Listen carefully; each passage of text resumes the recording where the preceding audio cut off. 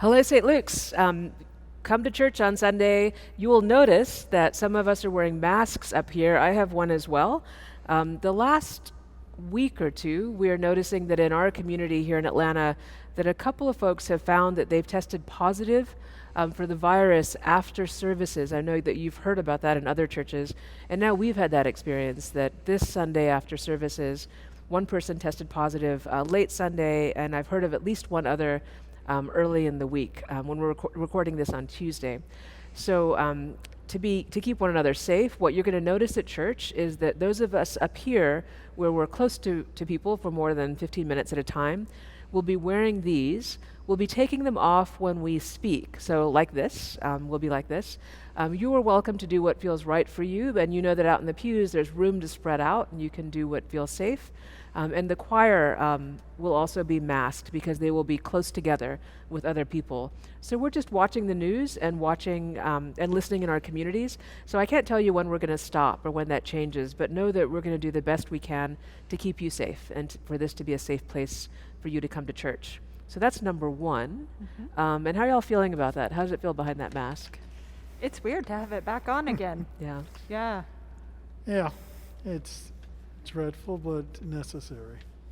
Yeah. So I will do it. I mean, but they look so good in them, and as do you. So please do wear them if that's what you need to do. And you know, we do have folks that are unvaccinated. We've got kids under the age of 5, and we have vulnerable elders. And so please do what is right for you and for those in our community. And we hope it isn't too long. Mm-hmm. We have a great week coming up, as always. This Friday is Concert for a Cause. There's more information below in the Shepherd's Notes, so please join us for that. And I hear there's this really horrible thing after Sunday service called Messy Games. We have the return of Messy Games. It's going to be so fun. If you want to see Horace on a slip and slide, stay after church. I will be. Are you going to do that? I know. Yeah, Horace is conveniently away, but others of us are here. And speaking of people that are here, we have the really good luck of having 2 new people on our staff. One joined last week and one joined this week. And I'm going to have them introduce themselves so that when you email or call us, you'll have a face and a voice to put to their names. First, we have Elizabeth McKinnon, who is our new Director of Communications. Yay. Hi, everyone. It's so nice to meet you again, Elizabeth McKinnon. I am the new Director of Communications, and I am really looking forward to meeting you and getting to know each of you. Thank you. Thank you. And I know some communications people in my life as well, and I know that they hate to do that, so thank you for doing that. And our new Director of Operations is Saida Holyfield.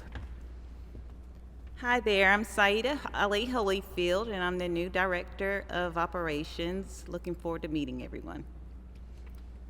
So as you can see, we're in very good hands, and please do help us to welcome them and give them a moment to get settled before you lay the hardest things on them.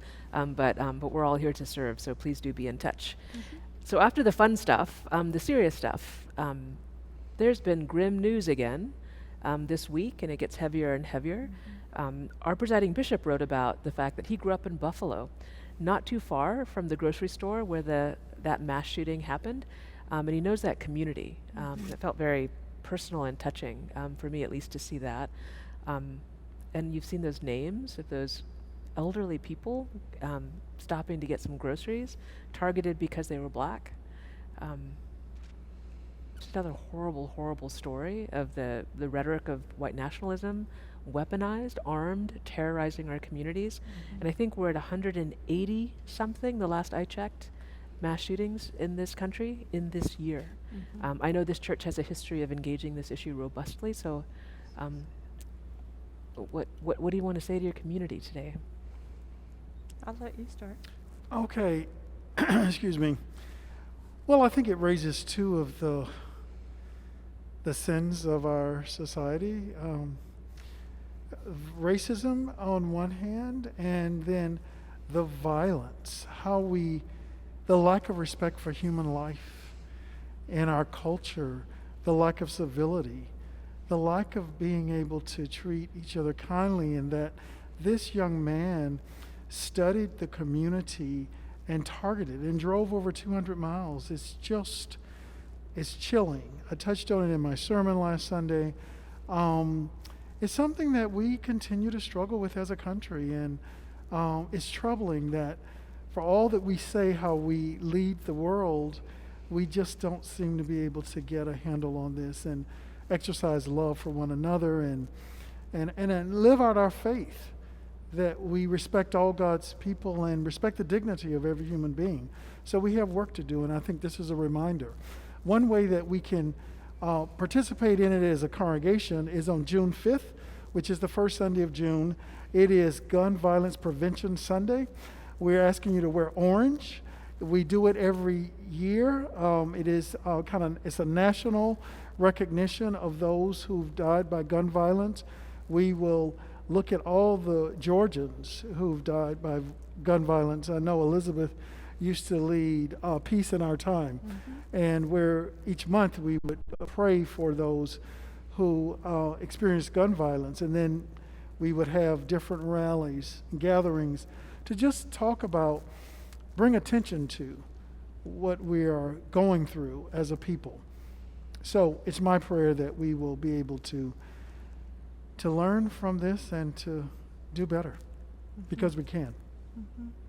Yeah, so on June 5th, we will offer prayers around gun violence and wear orange.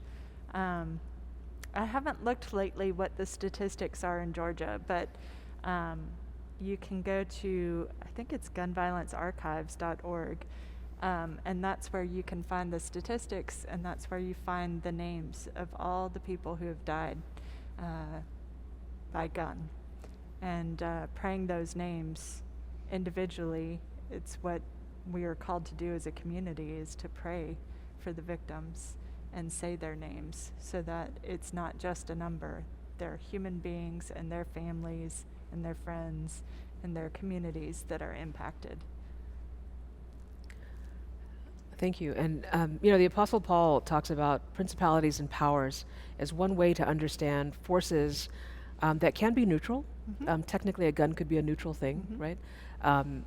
Or feeling awareness of difference could be a neutral thing, but that can be weaponized into systems of sin and cycles of sin that seem impossible to break. And powers and principalities is it's a powerful way to kind of invoke that idea, greater than us, that kind of need an idea like evil or Satan so far beyond us, seeming impossible to defeat. And I think in this kind of violence, you see racism, white nationalism, the easy access to guns, often mental illness as well, all tangled up in each other, and enough to kind of cause you to throw your hands up. Like, how can we get to all of them?